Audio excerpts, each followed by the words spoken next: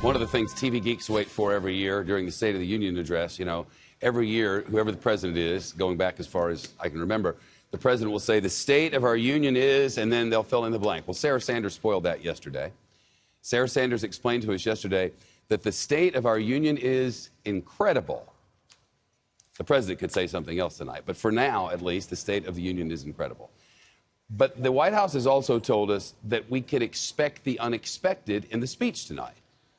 So let's turn to Chris Wallace now, the host of Fox News Sunday, to find out what might be unexpected. Chris, I wonder what they're trying to tell us there. Well, if anything, and we know Donald Trump is a showman, saying it's unexpected is going to get more people to tune in. I think he got a pretty big audience last year on February 28th. You talk, and I know there's been a lot of conversation so far in this program about a bipartisan tone, but it's going to take a lot more than tone to get agreements, particularly on something like immigration. It's going to take bipartisan details. Now, some would argue that the president has already made a huge concession when he said that he's willing to accept 1.8 million people, about double the number of people who are already signed up in the Dreamer program. People also who are eligible who haven't signed up, 1.8 million, and give them a pathway to citizenship. That has created real heartburn on the part of a lot of the conservative immigration hardliners. But he's demanding a lot in return for that, according to the Democrats at least, too much. And so whether they're going to be able to get to a bipartisan deal or not, my guess is there's going to have to be some give on both sides. But they've been talking about immigration reform for a long time, actually getting to a place where it might be close enough to get something accomplished. Do you see that they're close enough to where they might be able to do that? Not yet. Right? Not on the president's deal. I think the president has made a huge concession by saying that he's willing to give a pathway to citizenship. Remember, no matter how sympathetic the Dreamers are, the fact is they entered this country illegally. You could say, well, it wasn't them, it was their parents, whatever. But there are a lot of people who still consider this amnesty. So that's a big concession on his part, and he's going to want something in return. My guess is the wall isn't a holdup because, to a certain degree, back when they had the budget shutdown, the government shutdown, Schumer basically gave that away and said we'd be willing to give. The Democrats would be willing to give $20 billion or whatever it costs to build the wall.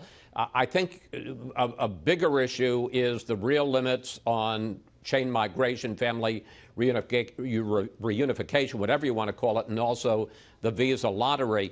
I mean, is there a deal to be made? Yeah, there's been a deal to be made for a couple of years now. The question is to get the two sides together around the details of a specific deal. Another thing they've been teasing us with is eye-opening statements on North Korea. I have no idea how to interpret that. Do you? No, I can't imagine in terms of hard rhetoric or threats to the Kim regime it could get any tougher. Once you've called somebody Little Rocket Man, I'm not sure how much further you can go. In addition to which, I can't imagine the president really wants to inflame that issue a week before the Olympics start. That doesn't make much sense to me. On the other hand, boy, if there's been any kind of a diplomatic outreach, that would be quite a surprise. We certainly have had no sign of that. That's one of those things you're just going to have to wait and see. The president can declassify something just by telling us all if he wants to. So when they say eye-opening statement on or eye-opening details from North Korea, you wonder if he's about to tell us something that nobody knows. Again, I mean, we can sit here and speculate about it all the time. I would be a little surprised if, I heard John Roberts suggest that that might be the headline of the speech. You would think that the president, unless there's some good news, you would think the president would want the headline of the speech to be, first of all, to take a much-deserved victory lap on the economy, which really has been going great guns. The Dow Jones today, to the contrary notwithstanding, you do have record highs. You've got strong GDP growth. You've got record low unemployment figures.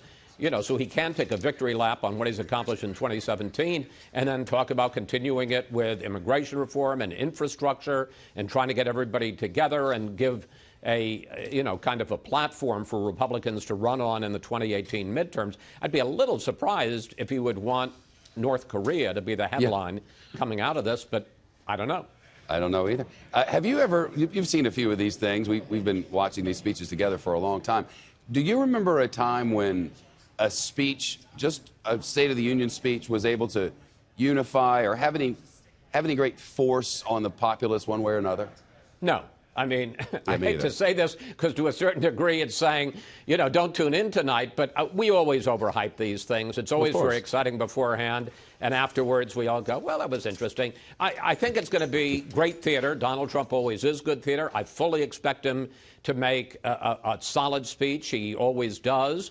But in terms of changing the mood in Washington or creating new impetus for deals on infrastructure or immigration or health care or any of the other big issues facing the nation and the world, it's just not what happens. Right. You're right, as you always are. Chris Wallace, host of Fox News Sunday, working on a Tuesday. How's that feel? Let me just say, I don't want to make a habit of it. I don't blame you. Mrs. Soup needs company. I don't see you on Saturdays or Sundays. No. This is my Sunday. This is my weekend. I do my best to avoid those days, but sometimes they creep up on you.